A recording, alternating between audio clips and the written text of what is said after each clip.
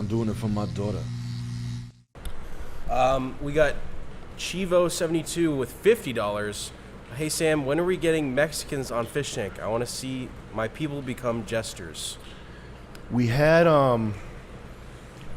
for the casting, most of the applicants were black. Women. Black women. Yes. How many black women would you say we got applied to the show? Is it hundreds? Probably close to that. Probably because they heard I was going to be on. And that's every major city. Yeah, we definitely want to get a good mix of people, but ultimately at least for season 2, the autism was strongest with the whites. I believe Morrow was Mexican. Morrow's Mexican. He's pretty autistic. Yeah. He's actually not autistic, and he wasn't. I know there's like love for Morrow out there, but he was not a dynamic, poppin'. He's great. I love him. He's great. Okay. Yeah. But if you had a house full of 10 Morrows, it would be called the No Viewer House. Fair enough. But yeah, we're open to whoever comes our way for season 3. We got Curtis Moss with $25. Your advice on relationships has helped me immensely, particularly the cigar carvid about disappearing from people's lives instead of giving them some dramatic make a scene apology. Do you know Steve Franson? God bless. Yeah, you just got to handle your. Was that the guy that was talking about me? You just gotta. Franson, yeah. When people say, yeah, I've seen this guy.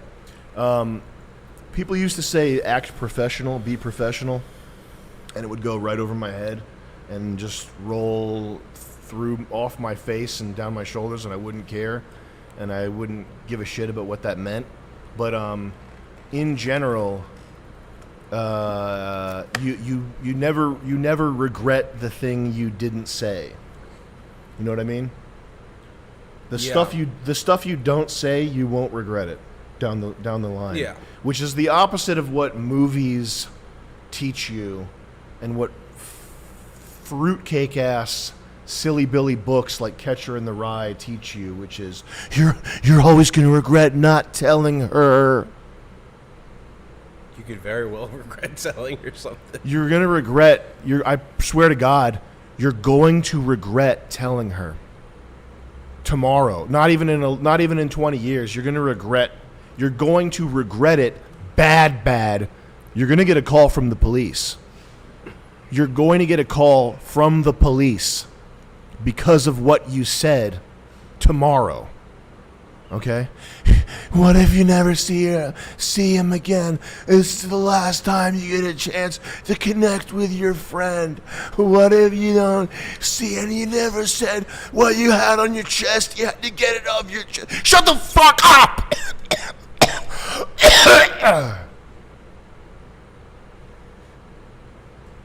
What if you made no money and everybody hated you and your life was a spider web of weird, interconnected, silly billy, nuanced movie?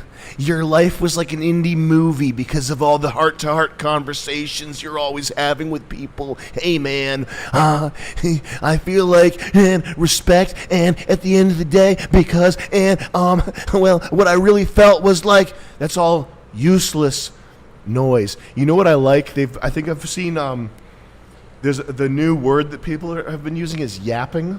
Yeah. Yeah. Just don't yap. That's all you need to know. That's good advice. And whatever emotional thing you feel like you need to unload on somebody or whatever, just honestly be professional. Just start. And why, if you eat gas station food and you don't have a job, you're a NEET, and your friends are all on Discord, why be professional?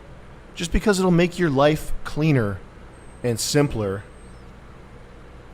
when there's not some like, hey, we have to have a group discussion about what Chris Lynch said the other day, because really what it made me feel like was that you weren't respecting me on that level, because I would never, there's no fucking way I would ever have a conversation like that. Unless it was about like Diet Coke. I'm fucking out of here. All that shit. I've probably had one deep conversation with like everybody that I've worked with, and it goes like this: yo man, we got to get to the next level. All right, good conversation. Yeah. That's it. Do it. All that that talking shit, that's for girls, and it's entertainment. That's fine. I guess if you're like a guy and you are on Discord, that's fine. You could do that. But just realize that it's for your own entertainment. When you're having an interpersonal meltdown, blow up thing, that's for your own entertainment. It's for fun because you are silly Billy. Which is fine. Which is totally fine, by the way. This next question actually kind of leads into this. We got Quandale Dingle with $50. Happy Friday, guys. I got my first accounting internship. Any advice to navigate the office space? I had my buddy, my sparring partner, when he was on house, when he had the bracelet on his ankle, he was on house arrest, and he came on Fish Tank with the house arrest bracelet, which was really funny. But he was living with friends during that like tumultuous period of his life, and he said it wasn't some profound thing, but I think about it a lot. He said, I asked him how he was getting along with his friends in this like small apartment, and he said, "I'm making myself real small." And what he meant was he's not being like 6'4" guy like busting down doors and like leaving the milk out. He means like he's like taking up a small corner and like making sure that his presence is not occupying the minds of the people that he's like with. Like a Japanese. Like a Japanese guy. And in a workplace, you want to have a small footprint. You don't want to be anything some fucking guy. Who's that real estate guy that wears the cowboy boots?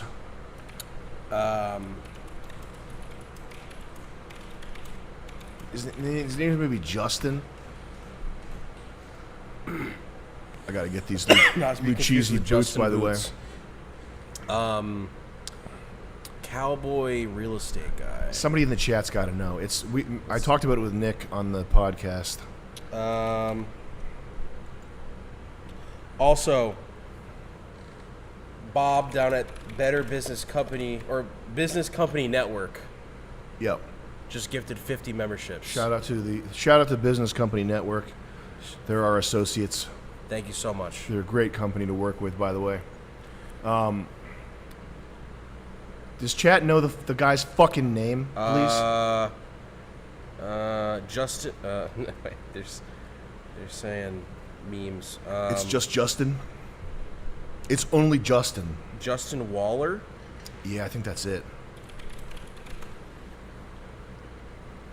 Yeah, this fucking guy.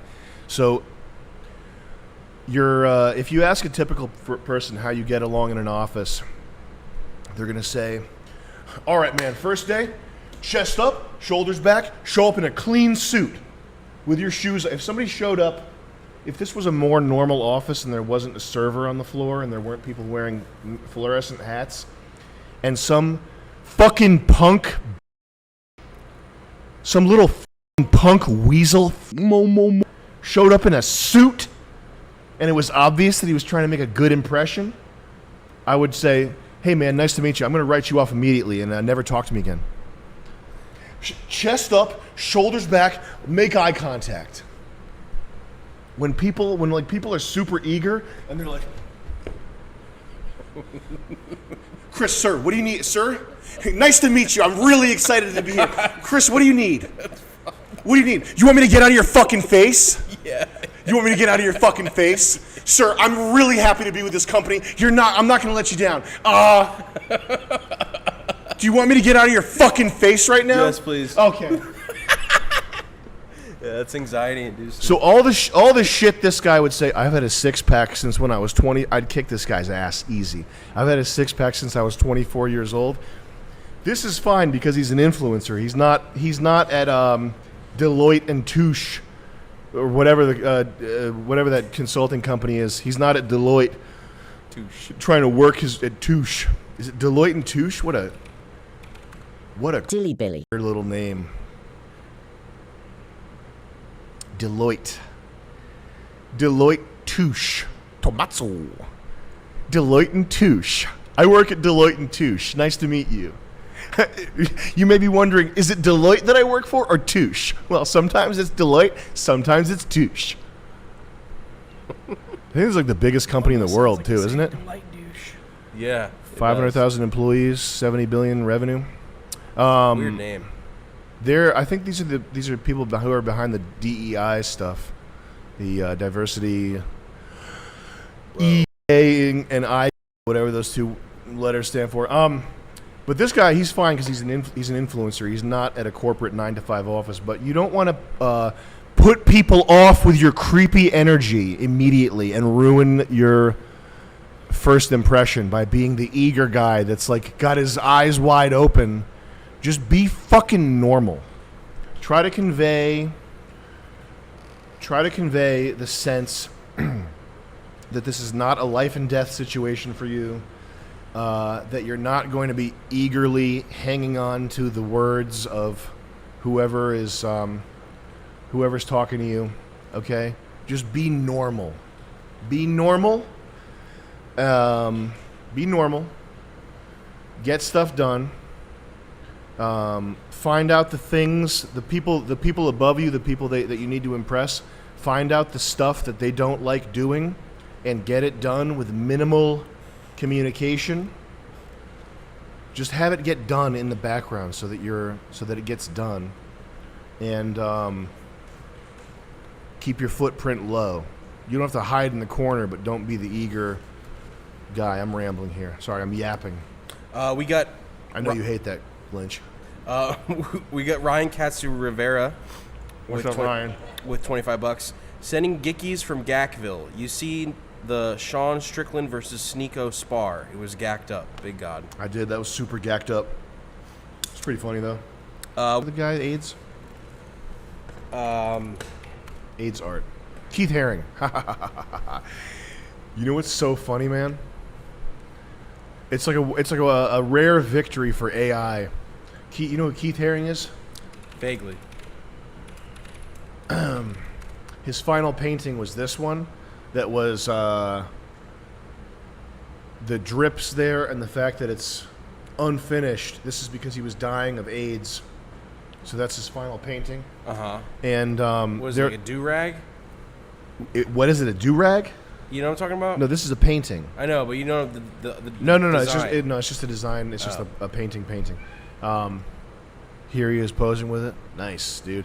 But one of the rare AI victories was that there was a prominent thing. They used AI to finish the painting, which is really, really funny.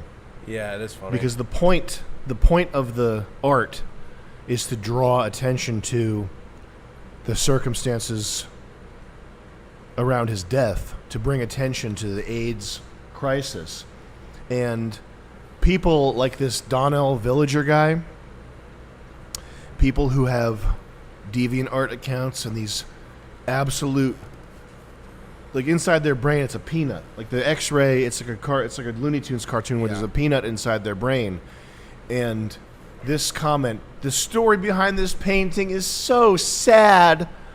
Weepy face. Now using AI, we can complete what he couldn't finish. Heart. That's so funny and perfect. It's beautiful. And I don't. Is it originally a troll that this? That's a majestic troll if that's the case, but that's just it's just really funny, man. Completed using AI generates backlash. Oil paintings. We got Peter with 25 British pounds. Is it racist to say the N-word amongst the boys?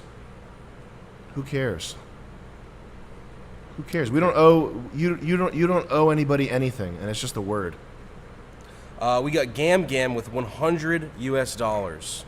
I personally try not to disrespect people unless the funniness or appropriateness of the disrespect outweighs the level of disrespect. I do think that what PewDiePie did was people in general deserve a baseline level of respect until they prove that they're otherwise unworthy of it. But I don't owe anybody fucking anything. And I heard the bouncers at the Philly show were getting bent out of shape about my stand-up routine. I wish one of them had said something to me, because I would have said, I don't owe you anything. Yeah. I don't know you. I don't owe you anything. It's a word. Yeah. No fucks in the bank to give for that. Have a nice night. Yeah. We got Gam Gam with $100. Hey, speedrunners. Appreciate all you guys are doing for comedy. Hope this helps. Also, help. Thank you, Gam Gam, for the $100. That's very generous.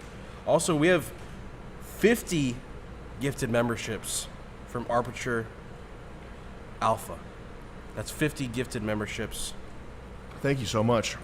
Probably from Aperture Science. Cake is a lie. Cake is a lie much? We got Khalid. You guys got me herping and derping right now. Can I have cheeseburger?